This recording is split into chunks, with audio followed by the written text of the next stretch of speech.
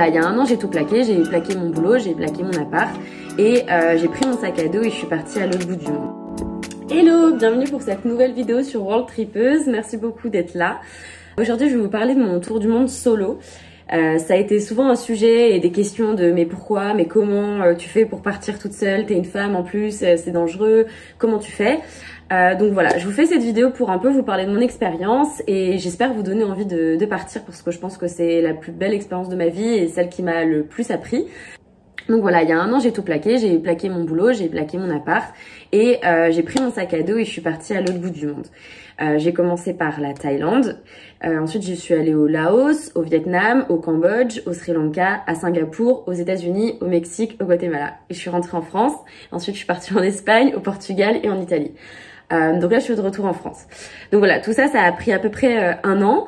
Et déjà, si à un moment donné, vous voulez tenter le voyage en solo dans tous les pays que j'ai fait, bon, alors, c'est sûr que déjà en Espagne, au Portugal, vous pouvez rencontrer plein de gens. Si vous voulez aller plus loin, dans les pays que j'ai fait, clairement, je pense que la Thaïlande, c'est le pays le plus simple pour rencontrer des gens. C'est la Thaïlande, vous partez dans un hostel, mais c'est Disney. Dans le sens où c'est rempli de voyageurs de 20 à 35 ans, beaucoup entre 20 et 30 ans, qui sont soit solo, soit avec des potes. Et leur seul but, c'est de visiter, de voyager et de boire et de sortir en soirée. Donc bah après ça peut, enfin vous pouvez aimer que visiter ou que boire, enfin j'en sais rien, mais chacun fait un peu ce qu'il veut. Mais si vous vraiment vous voulez débuter et que vous voulez partir loin, parce que sinon en Europe il y a déjà plein de choses à faire, la Thaïlande c'est numéro 1. Donc mes conseils, c'est déjà vous allez dans des auberges de jeunesse. Alors les auberges de jeunesse, ben oui c'est pas le confort d'un hôtel, vous allez dormir dans un lit qui sera un lit une place, vous serez dans une chambre partagée, donc c'est pas a priori le meilleur truc. Enfin, dans le terme confort. Après, sachant que en Thaïlande, par exemple, et dans beaucoup des pays, surtout en Asie du Sud-Est, le voyage backpack solo est très commun. Donc, il y a beaucoup d'auberges. Qui dit beaucoup d'auberges, dit beaucoup d'offres. Et qui dit beaucoup d'offres, dit que vous avez autant une auberge à 2 € où effectivement, ce sera le basique du basique, mais pas cher. Ou vous aurez des auberges à 10 € la nuit. Et là, vous aurez une chambre de 4 personnes. Donc déjà, ça limite le risque d'avoir du bruit la nuit, etc. Vous aurez probablement un endroit plus quali, plus propre, des espaces communs plus agréables. Ça dépend, hein. Après vraiment, faut voir en fonction. Mais ça, et là, je vous parle pour la Thaïlande parce que les prix c'est pas du tout. Enfin, ça varie en fonction des pays et des endroits évidemment. Mais en tout cas, premier conseil, allez en auberge. Et les auberges vraiment, c'est pas forcément horrible. Vraiment, moi j'ai passé un an en auberge. Alors quand j'en avais marre, j'allais dans des hôtels pour être toute seule. Mais la plupart du temps, j'étais quand même en auberge. 1 pour rencontrer des gens, 2 parce que ça coûte beaucoup moins cher. Et franchement, ça va. Alors, voilà, mes conseils, prenez des chambres maximum 10 lits. Parce que bah, plus il y a de personnes, plus vous avez des risques que les gens rentrent bourrés le soir, ou gonflent, ou soient pas respectueux du sommeil des autres le matin, enfin peu importe. Donc le moins de personnes, le mieux.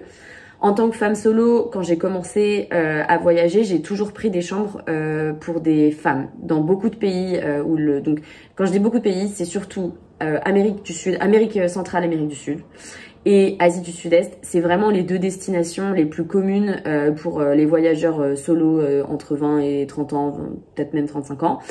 Donc, dans ces endroits-là, vous êtes sûr de trouver des auberges de jeunesse très facilement et des auberges de jeunesse qui sont un peu européanisées.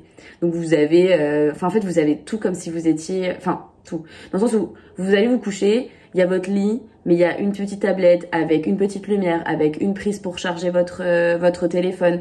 Il va y avoir il va y avoir un café dans l'hostel. Il va y avoir quand même des choses qui vont vous faire sentir presque comme à la maison alors que vous êtes à l'autre bout du monde parce que bah voilà maintenant le tourisme fait que on connaît les normes des Européens, c'est essentiellement des Européens qui voyagent, donc quand vous allez en auberge vous n'êtes pas complètement dépaysé.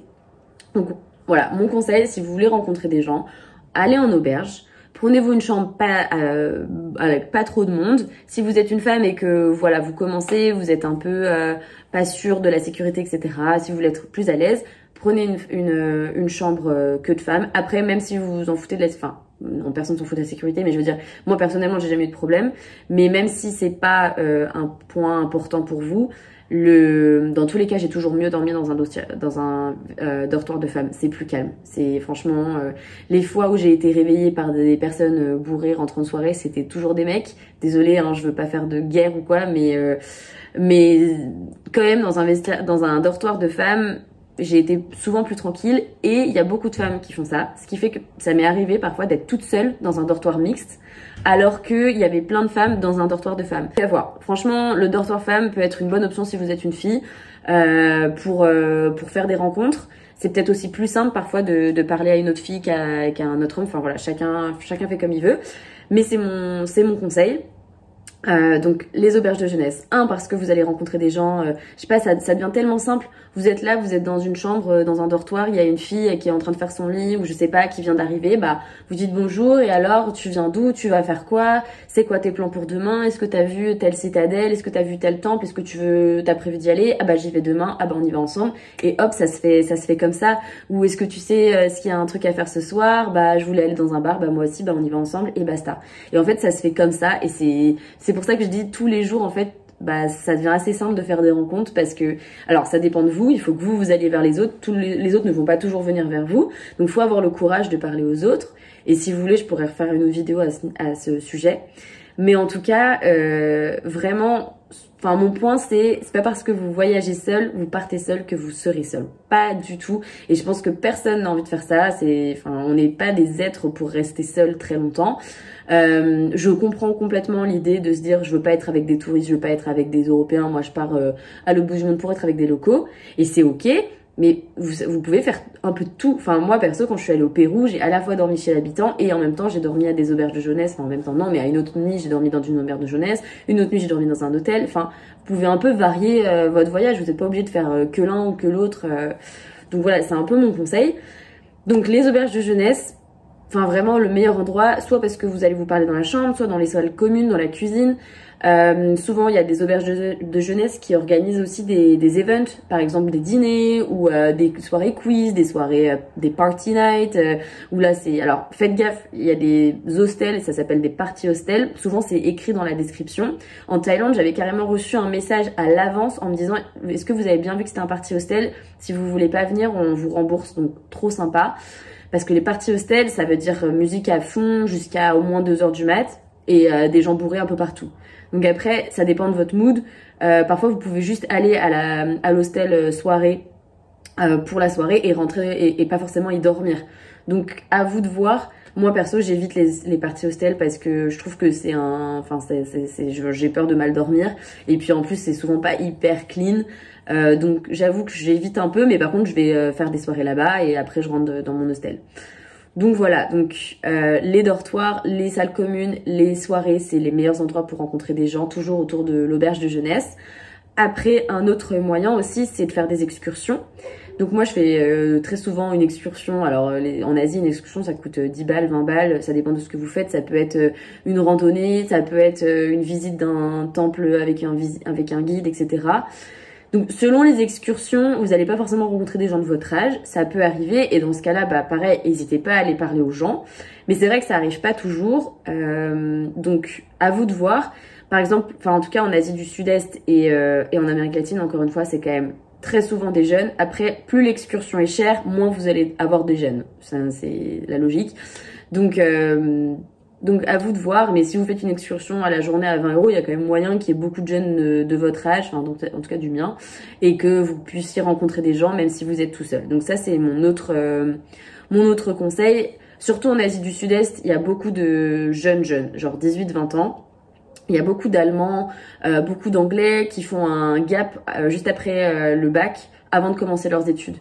Donc eux ils ont vraiment pas d'argent et du coup ils vont faire tout ce qui est le moins cher possible. Donc c'est pour ça, si vous allez dans des trucs pas chers, vous êtes sûr de rencontrer des jeunes. Après si vous êtes plus âgé, que vous n'avez pas envie de rencontrer des gens de 20 ans, bah les hostels un peu plus chic, un peu plus chers. Je pense que voilà, les voyageurs qui ont un peu plus d'argent, qui veulent un peu plus de confort, bah ils sont souvent un peu plus âgés, donc peut-être plus dans votre âge selon l'âge que vous avez. Donc ouais, les auberges de jeunesse et les excursions, c'est mes deux conseils enfin les premiers conseils quoi, bref. Après, Un autre conseil, quand je suis partie, avant de partir en tour du monde, j'avais un peu peur même au Pérou. Et donc je m'étais renseignée sur internet comment faire pour rencontrer des gens. Et j'avais découvert, notamment pour les femmes, les voyageuses. Il y a un groupe Facebook par pays. Et donc vous allez sur Covoyageuse de Thaïlande. Et là vous allez être sur un groupe Messenger qu'avec des filles qui partent en Thaïlande et du coup qui sont en train d'animer le groupe. Ce qui fait que vous pouvez écrire: salut, j'arrive en Thaïlande dans un mois, est-ce qu'il y a quelqu'un qui sera en même temps que moi? Ouais, ok, on pourrait se retrouver là. Et en fait, du coup, vous partez en sachant déjà que vous allez rencontrer quelqu'un. Et ça m'a énormément rassurée avant de partir. Donc je vous le conseille. Allez toujours sur les sites genre les Frenchies en Thaïlande, les Frenchies à Bangkok ou tout simplement Travelers in Bangkok et des trucs comme ça. Et pareil, sur ces groupes-là, posez vos questions et si vous voulez, vous pouvez indiquer aussi que vous partez toute seule et que vous cherchez à rencontrer des gens.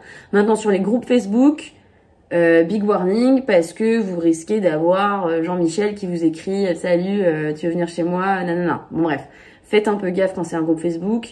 C'est pour ça que pour le coup, pour tout ce qui est Facebook et voilà, je priorise quand même les groupes plutôt féminins.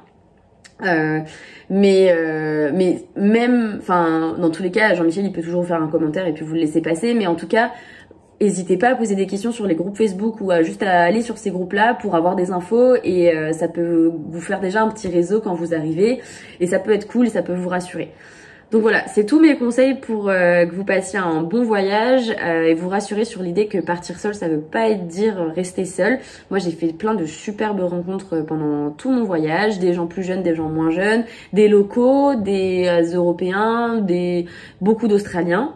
Donc, enfin... En fait, c'est votre voyage. L'avantage de partir seul, c'est que vous faites votre voyage et qu'en fait, si vous voulez rencontrer des gens, bah voilà toutes les astuces. Mais si à un moment donné, vous avez besoin de vous isoler, vous avez besoin d'être seul et d'être tranquille, mais vous pouvez aussi juste vous prendre 1 ou 2 nuits ou autant que vous voulez dans une chambre d'hôtel et faire votre life.